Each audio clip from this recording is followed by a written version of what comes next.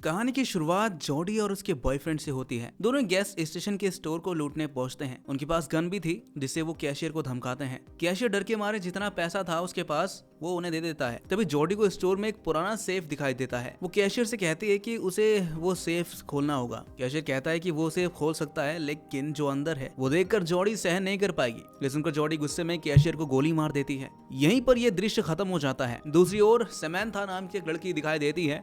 वो जंगल के बीचों बीच एक कार में अकेली बैठी थी। असल में वो अपने पति के साथ इस रास्ते से गुजर रही थी। गैस खत्म होने की वजह से उनकी कार जो है वो बंद हो गई। समंथा का पति गैस लाने के लिए निकल गया लेकिन बहुत समय बीत जाने के बाद भी वो वापस नहीं लौटा। गर्भवती समंथा भूख से परेशान होकर कार से बाहर निकलती है। वो जंगल में एक कैबिन देखती है और वहाँ जाती है। कैबिन में उसे एक बैग में स्नैक्स का पैकेट मिलता है। तभी उसे एहसास होता है कि कोई अंदर आ रहा है। डर के कारण वो जल्दी से बेड के नीचे छिप जाती है। बेड के नीचे छिपे समंथा देखती है कि एक आदमी कैबिन में आता है। उसके पास कुल्हाड़ी होती है। वो बैग से कुछ निकालता है और कैबिन से बाहर चला जाता है। उसके जाने के बाद समंथा जल्दी से वहाँ से बाहर निकलती है लेकिन वो आदमी जो कैबिन में था जल्दी समंथा तक पहुँच जाता है। वो खुद को टॉम कहता है और बताता है कि उसकी गाड़ी भी यहीं खराब हो गई थी। वो 3 दिन से यहीं पर फंसा हुआ है। समंथा कहती है कि उसकी गाड़ी पास में ही है। दोनों मिलकर गाड़ी के पास जाते हैं। टॉम गाड़ी को स्टार्ट करने की कोशिश करता है लेकिन वो स्टार्ट नहीं कर पाता। अब उनके पास खाने के लिए सिर्फ स्नैक्स का एक पैकेट बचा था। टॉम कहता है कि उन्हें कैबिन में वापस जाना चाहिए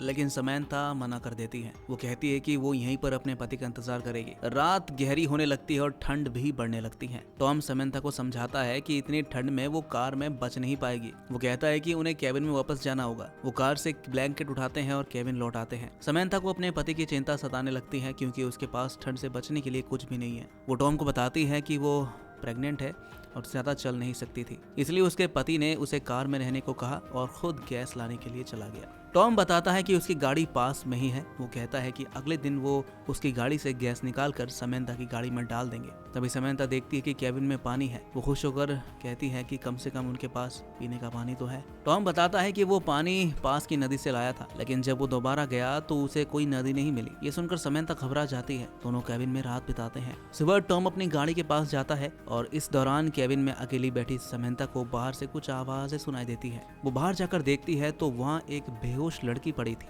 वो लड़की जॉडी थी जिसे कहानी की शुरुआत में गैस स्टेशन पर लूट करते हुए हमें दिखाया गया था। समंथा जॉडी को कैबिन के अंदर ले आती है। थोड़ी देर बाद जॉडी को होश आता है। वो गुस्से में समंथा से पूछती है कि वो यहाँ पर कैसे आई। समंथा जवाब देती है कि उसे कुछ नहीं पता, वो पड़ी हुई थी। गुस्से में जॉडी कैबिन से बाहर निकल जाती है। दूसरी ओर टॉम गैस लेकर कैबिन की ओर लौट रहा होता है। तभी उसे गोली चलने की आवाज सुनाई देती है। इस दौरान उसकी गैस गिर जाती है। गोली चलने की आवाज सुनकर जॉडी भी चौंक जाती है और वापस कैबिन की तरफ लौट आती है। कैबिन पहुंचने के बाद जॉडी को महसूस होता है कि ये कैबिन समंथा का नहीं है। समंथा उसे बताती है कि इससे पहले ये टॉम का ठिकाना हुआ करता था। थोड़ी देर में टॉम भी वहां पर लौट आता है और बताता है कि उसकी गाड़ी का 4 दिन पहले एक्सीडेंट हुआ था। एक्सीडेंट के बाद वो इसी कैबिन में आ गया था। अब सिर्फ उनके पास एक बोतल पानी, स्नैक्स का एक पैकेट और कैबिन में रखा हुआ एक खराब रेडियो है। इसके अलावा उनके पास कुछ भी नहीं है। वो तय करते हैं कि अलग अलग दिशाओं में वो जाकर रास्ता ढूंढेंगे। अलग अलग दिशाओं में जाने के बावजूद वो बार बार वापस उसी जगह मतलब उनके कैबिन के पास ही लौट आते हैं। ऐसा लगता है कि जैसे वो किसी चक्रव्यूह में घूम गए हों।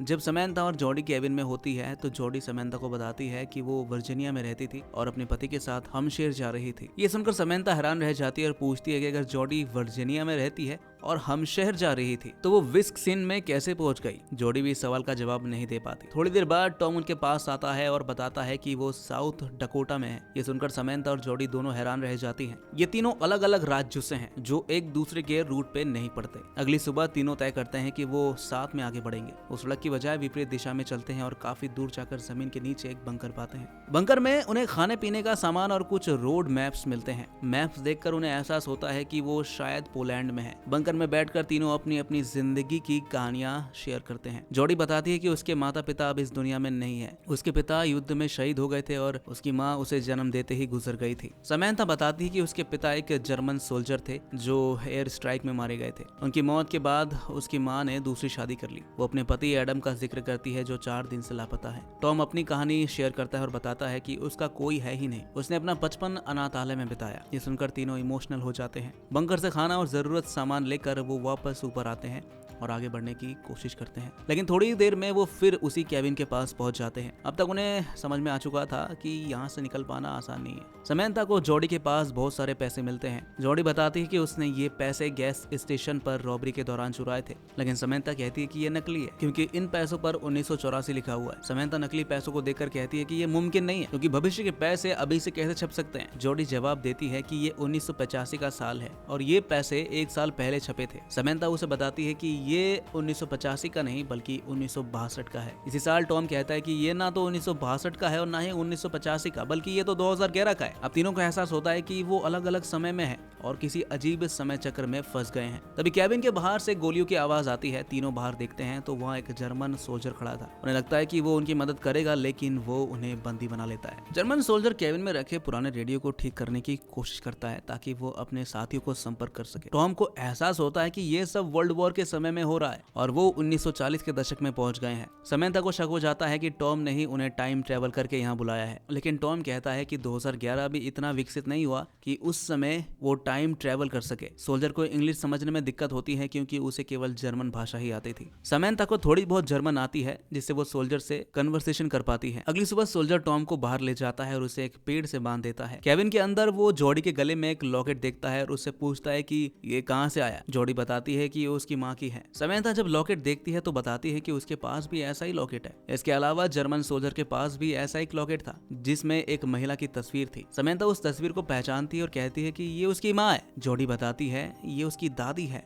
अब सबको पता चल जाता है कि समंथा जॉडी की माँ है और वर्तमान में गर्भवती है। जॉडी को समझ में आता है कि जब समंथा की डिलीवरी होगी तो उसकी मौत हो जाएगी क्योंकि जॉडी की माँ उसे जन्म देते ही मर गई थी। सोल्जर दोनों को बाहर ले जाता है जहाँ टॉम पेड़ से बंधा होता है। टॉम चालाकी से सोल्जर को अपने पास बुलाता है और अचानक उसे पंच मारकर बेहोश कर देता है। तीनों सोल्जर की आईडी देखते हैं और पता चलता है कि उसका नाम हैंस है। समंथा का एहसास होता है कि हैंस उसका पिता है जो पोलैंड एयर स्ट्राइक में मारा गया था। जॉडी ये बताती है कि उसके पिता का नाम एडम था जो समंथा के पति का नाम है। समंथा ये जानकर भावुक हो जाती है कि हैंस उसका पिता है और उसकी मौत कुछ ही घंटों में होनी तय है। वो टॉम और जॉडी से दूर चली जाती है। इस दौरान टॉम जॉडी को बताता है कि उसके पास भी ऐसा एक लॉकेट था। टॉम कहता है कि उसने अपने लॉकेट को कभी खोला ही नहीं क्योंकि ये उसकी माँ से जुड़ा था जिससे वो नफरत करता था। वो बताता है कि उसकी माँ ने एक कैशियर और उसके पिता को गोली मार दी थी। टॉम ये भी बताता है कि उसकी माँ को मौत की सजा सुनाई गई थी और वो जेल में पैदा हुआ था। उसने अपना बचपन अनाथालय में बिताया। ये सुनकर जॉडी को एहसास होता है कि टॉम की माँ वही महिला है जिसे उसने अपनी कहानी शुरुआत में कही थी। अच्छा, जॉडी ये सब सुनकर परेशान हो जाती है और बाहर समंथा के पास जाती है। समंथा बताती है कि जब उसके पिता हैंस की मौत हुई थी तो वो एडम के माता पिता के घर चली गई। एडम के माता पिता उसे टॉर्चर करते थे, उसे मारते पीटते थे। समंथा कहती है कि जब से वो इस कैबिन में आई है उसे एक सपना बार बार आ रहा है। सपने में वो अपनी डिलीवरी के दौरान मर जाती है। टॉम कहता है कि उसे भी एक सपना आता है जिसमें वो एक प्रीस्ट को गोली मारता है। जॉडी भी अपने सपने के बारे में बताती है जिसमें उसे मौत की सजा सुनाई दी जाती है। टॉम ये भी बताता है कि ये सपने नहीं है बल्कि उनकी वास्तविकता है जो जल्द ही घटने वाली है। समंथा अपने पिता हैंस के पास जाती है और उससे कहती है कि वो उसके पिता है। वो उनकी रस्सियां खोल देती है। हैंस कहता है कि उसे अपने मिशन को पूरा करना होगा और वो केबिन से बाहर चला जाता है। टॉम मैप्स देखता है और समझता है कि ये साल 1945 का है।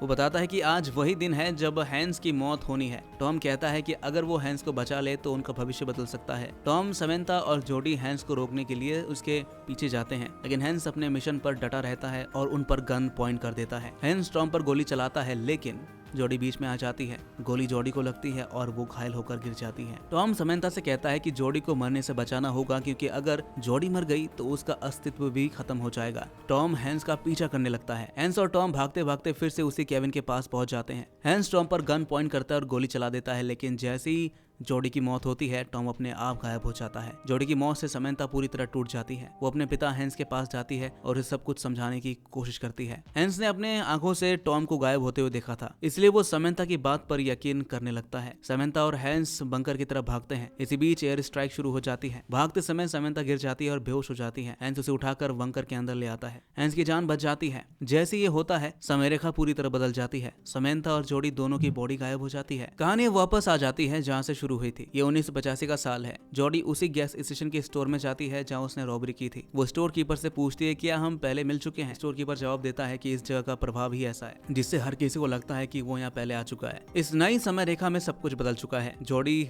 अब एक पढ़ी लिखी और सभ्य लड़की है। जब वो स्टोर से बाहर निकलती है तब एक गाड़ी उसके पास रुकती है। गाड़ी में केविन होता है जो पिछली समय रेखा में उसका बॉयफ्रेंड था। गाड़ी में केविन के साथ एक लड़की होती है जो उसकी गर्लफ्रेंड है। ये दोनों गाड़ी से बाहर निकलते हैं और रॉबरी करने के लिए स्टोर में जाते हैं। जॉडी ये सब देखकर शांत रहती है। जॉडी अपने घर लौटती है जहाँ समंथा उसका इंतजार कर रही होती है। इस नई समय रेखा में समंथा जिंदा है और जॉडी के साथ रहती है। दोनों समुद्र तट पर घूमने के लिए जाते हैं। हैंस की जान बचने के कारण 1945 में वर्ल्ड वॉर खत्म होने के बाद वो अमेरिका आ गया। उसने अपनी पत्नी और समंथा के साथ अच्छा जीवन बिताया। 1985 में उसकी मृत्यु हो गई लेकिन वो अपने परिवार के साथ समय बिता सका था। अब जॉडी और समंथा एक नई और बेहतर जिंदगी जी रहे हैं। इस समय रेखा में टॉम का जन्म भी होगा और उसे एक अच्छी परवरिश मिलेगी। उसे अनाथालय में नहीं रहना पड़ेगा और वो अपनी माँ जॉडी से नफरत नहीं करेगा। इस नई समय रेखा में सब कुछ बदल चुका है। जॉडी ने स्टोर में किसी को गोली नहीं मारी थी, इसलिए अब उसकी और सभी की जिंदगी बेहतर हो चुकी है। ये कहानी एक सुखद अंत पर समाप्त होती है जहाँ समय रेखा बदलने से हर किसी को एक नई शुरुआत और बेहतर जीवन मिला है। तो दोस्तों कैसी लगी आपको ये कहानी कमेंट में जरूर बताइएगा और ऐसे ही एक्सप्लेनेशन देखने के लिए हमारे इस चैनल को सब्सक्राइब जरूर कर लीजिएगा।